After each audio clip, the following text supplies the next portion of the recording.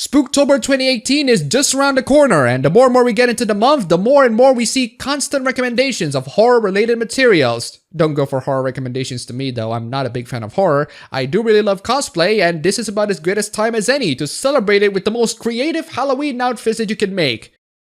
That, or you can just sit on your ass at home and play some horror games. But even the lazy ones still get a cosplay. However, creativity, ladies and gentlemen, is a threat to some really poor souls out there. How to celebrate Halloween without offending anyone? Apparently, some people just didn't get the spirit of Spooktober. It's a great time to be scared and terrified, and one of the things that terrified people in this great month of Spooktober was the confirmation of the Supreme Court Justice? God damn, it's a little bit too early for the role-playing, don't you think? I mean, Jesus, guys, I know that you got the spirit, but at least take some time to put on a costume. Halloween is right around the corner, and so to offending and being offended. Yes.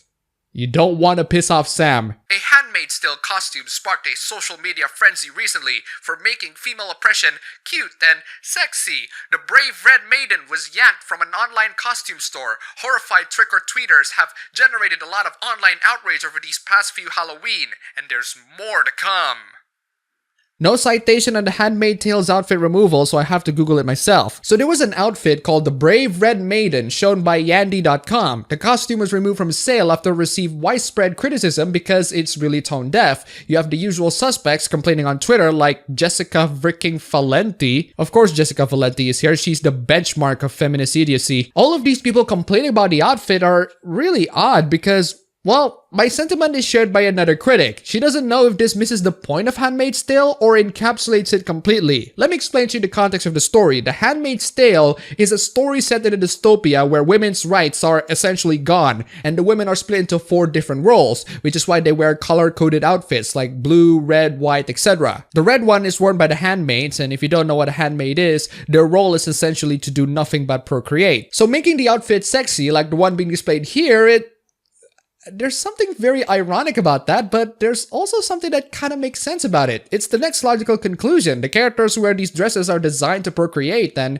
people do have a fetish of maids, and maids dressed up in red. It's definitely something that someone's really into.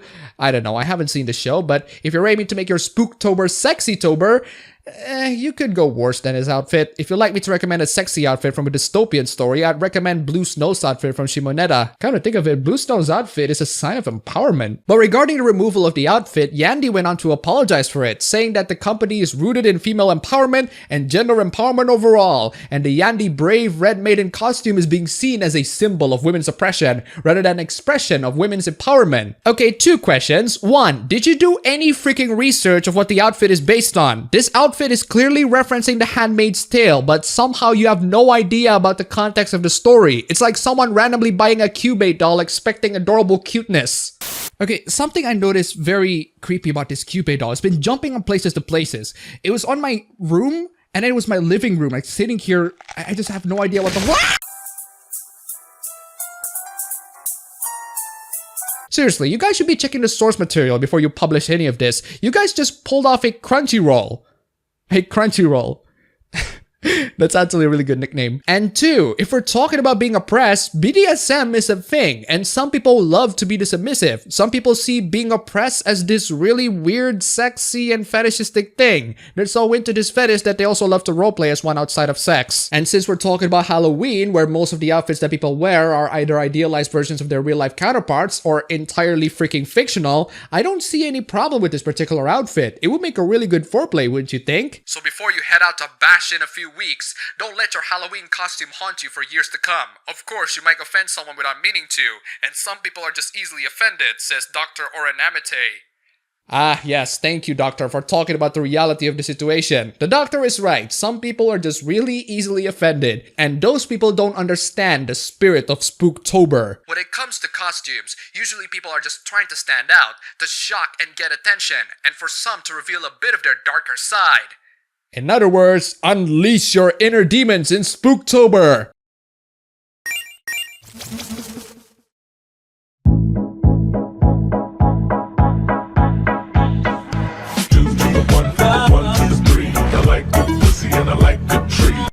crosses the line and could potentially go wrong when people are more focused on themselves than the potential impact, says Amate, a Toronto psychologist.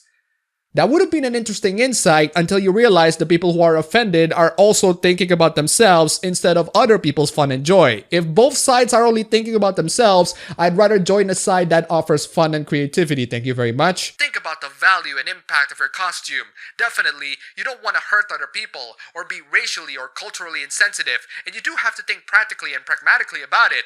Ask yourself, if someone posts this picture, could I lose my job over it?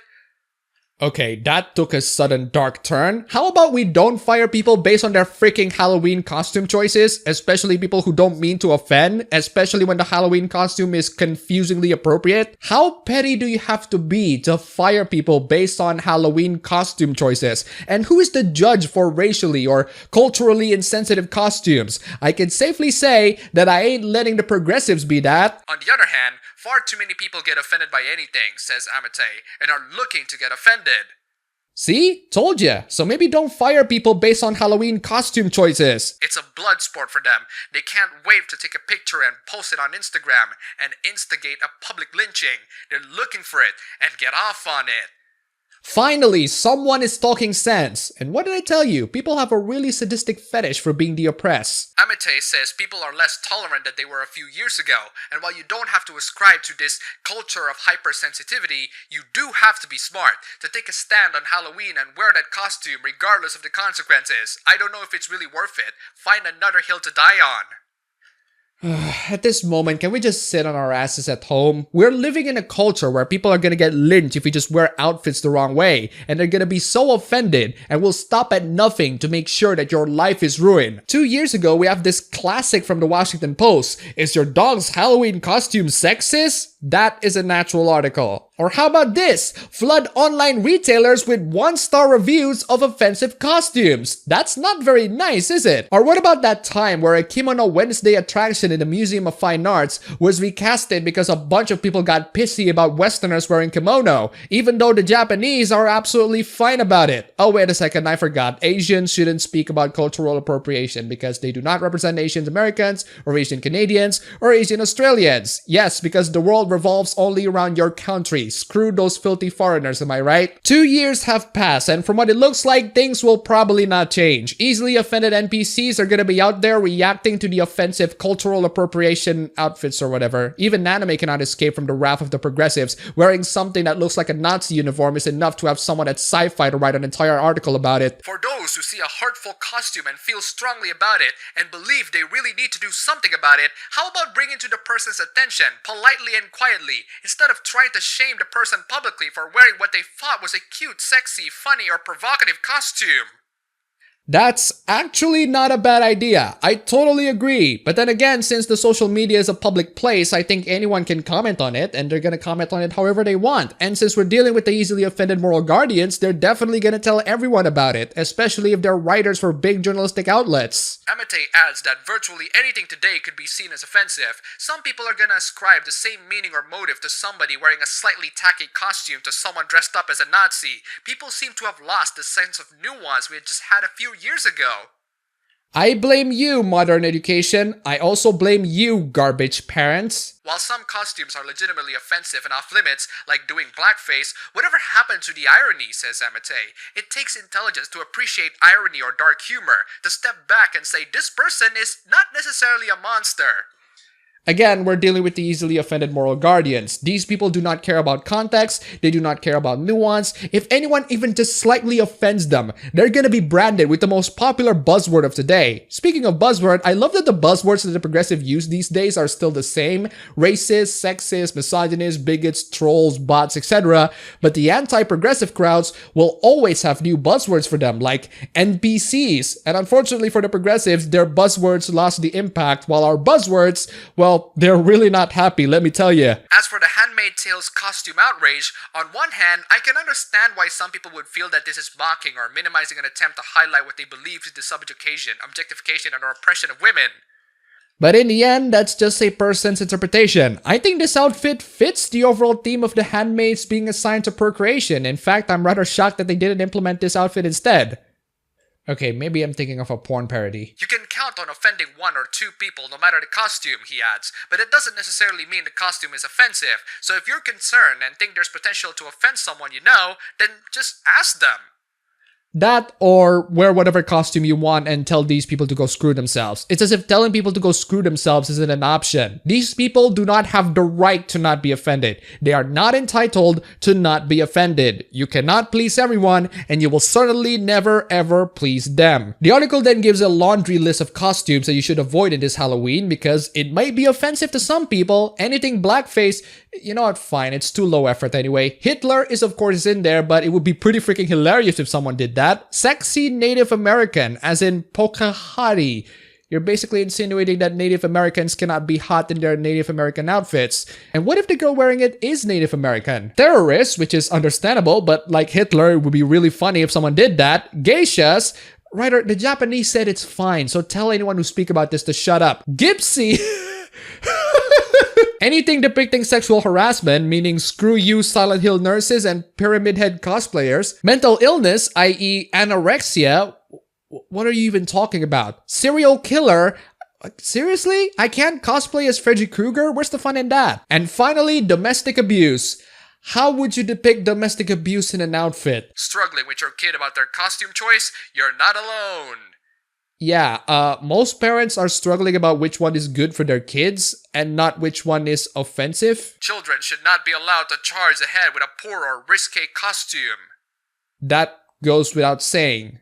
The fact that you have to say that is really concerning. I think you should replace the word risque with offensive because risque usually means something else. It's essential for parents to get involved in costume choices, especially for younger children who may not have the cognitive or emotional resources to exercise good judgment independently.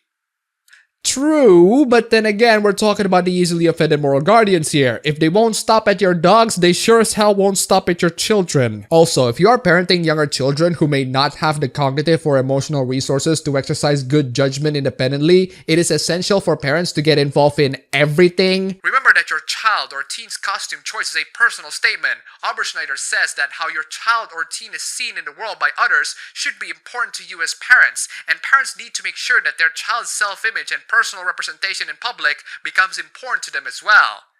I agree. Would you also agree that catering it to the progressives would reduce the amount of creativity and fun that the kids have in imagining what kind of costumes that they want to wear in Halloween? He adds that religious-themed costumes that depict culturally sensitive topics, racially charged or race-laden costumes, or costumes that are overly aggressive or sexual should be avoided for children and teens. Again, shouldn't that kind of go without saying? You don't really need to worry about those because most kids care about cosplaying as their favorite superheroes or something. In conclusion, Halloween 2018 is just gonna be the same as Halloween 2017, and it's also just gonna be the same as Halloween 2016. So far, the hooplas are not as exciting as the past 2 years, but we're just halfway through the year. I gotta give credit for this article for reporting it as objectively as possible. It's just the reality of this situation is so freaking terrible. The way these people acted. I think there are people out there in the world who absolutely need to be offended. Otherwise, they're gonna act like mindless zombies and... Actually, never mind. These people are zombies. You know what? NPCs are getting old. Maybe we should refer to them as cultural zombies.